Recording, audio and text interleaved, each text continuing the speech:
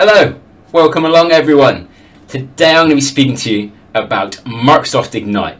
Going to be talking a little bit about some of the updates and my opinions. So I guess a kind of Ignite review.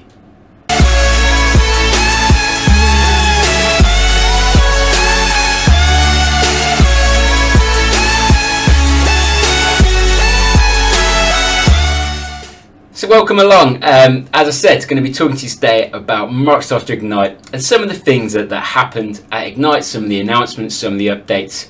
But before I do go into it, for those of you that did watch my pre-Ignite, my early 2021 updates, I think you'll find that I was pretty accurate with some of my predictions that was going to come from Ignite.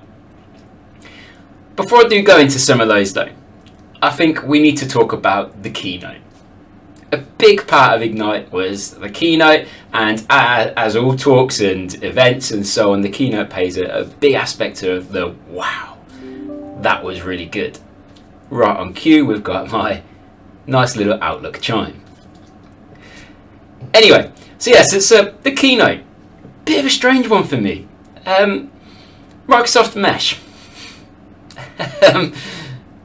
What do we say about Microsoft Mesh?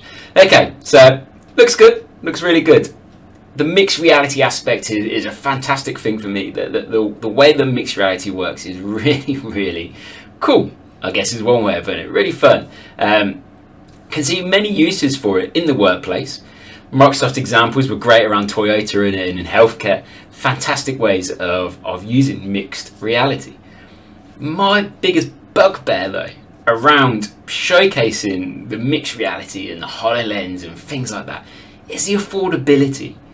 Yes, this is brilliant, amazing. I can go and get a headset for a fair bit of money, and I can take part in this mixed reality. You can start working in new ways, and we can save time. We can cut back on people needing to be in that space for work and so on. I mean, an example in healthcare is fantastic. The doctor doesn't need to be on the ward. You could use the mixed reality headset for the nurse to interact with the doctor, tell them what to do, and surgeons and so on. Fantastic things and fantastic examples. But how many organisations and companies out there are going to be able to afford to buy their employees a HoloLens?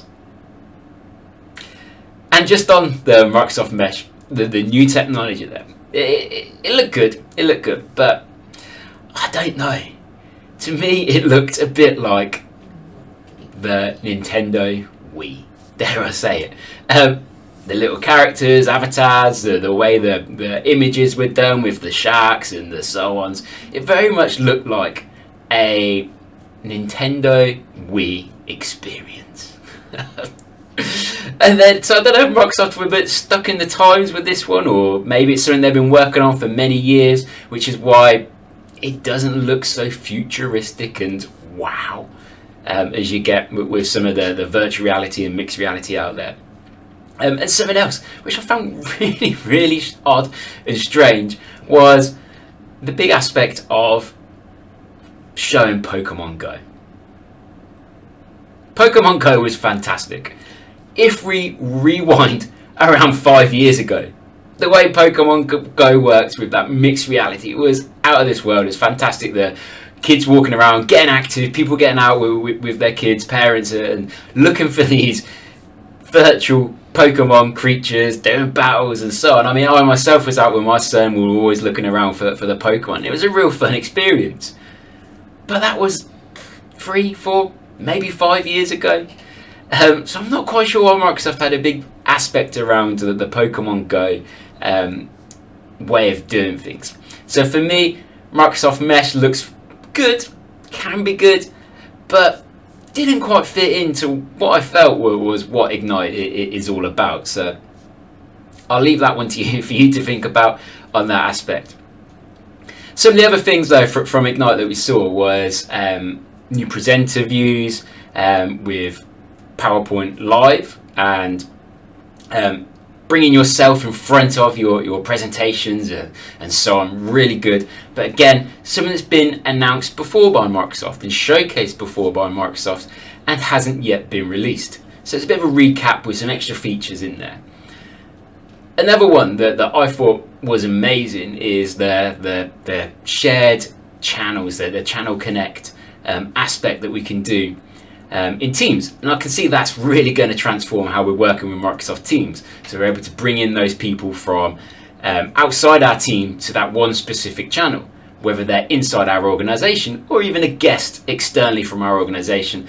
That aspect of working with what I'm going to call a shared channel, the channel connect, is going to be a real good way of doing things, because we're going to be able to collaborate and communicate without them seeing the other channels, without the need of creating another team, without the need of prioritizing all our other channels that we don't want people to access.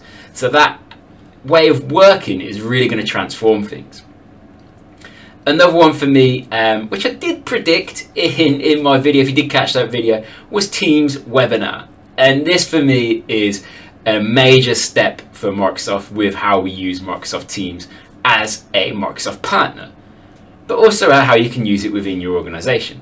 So for us here at Hable, it's going to be a brilliant way for us to deliver our training on a bigger, wider scale, and without the need of using live events. People that have used live events know that there's that aspect of needing a producer, the presenter. It sometimes runs harder on your machine, uses more bandwidth, more capacity, and so on. So live events is good, but it does need that extra work. Whereas webinars is going to be using the native Microsoft Teams meeting experience. And it's going to allow up to that 1,000 participants in a Teams meeting who can be interactive and use the chat and the other functionalities. If you go over 1,000, it's going to become a read-only aspect. It's a bit more like our live events, but not the extra clunkiness and workload that live events needs. So Teams webinar, fantastic way of doing things. Also, we're going to have that registration area page for people to be able to book in to those webinars. So again, we're not having to use Microsoft Bookings or a third party like Eventbrite or whatever you may use currently for booking people into webinars and training. You're going to be able to do it all through within the Teams application. Major things there. Another one was around the live reactions. So live reactions, if you're running Teams preview, you can currently use live reactions. But these are taking that next step, and again, a brilliant interactive way to engage with people within your Microsoft Teams meeting. Love it, thumbs up. Spoke about it on my early 2021 updates. I will link the video down below, but you can find that on my channel as well. Another good update that's coming is the mobile optimized data usage. For me, which is good because there's nothing worse than being on the road or working remotely and you don't have access to wireless and you're using your mobile device to join calls and meetings. It could take a toll on your monthly contracts or your bandwidth that you have. So a big aspect, which I'd like to see in the desktop version as well, is around streamlining that connectivity, that bandwidth, and reducing it so it's not so heavily reliant and we can still have a very good experience while in a Teams meeting. Many of you probably have experienced it where you join on your mobile and the picture's a bit gritty or you're using a lot of your bandwidth. You don't have the best of signals. Well, this is going to optimize that for you and enable us to do that. It's just a setting in our Teams settings that we can turn on and enable. There's that big aspect around Microsoft Viva, some of the things around there. Again, I'm not going to go into details about Viva. Real good, do check it out. Lots of videos out there around Viva, blog posts and so on. I will link in blog posts below around the Viva and its capabilities. Couple of other things just to finish up with then was Power Automate Desktop. This isn't the Power Automate we use online within 365 and just an application that we have on our desktop. This is an application that runs on our desktop and can help us automate some of our processes. Maybe we're filling in forms or doing things in Outlook, maybe working with a third-party application. What it does, it records your steps, your clicks, what it is you're doing, and then you can automate that process by running that automation.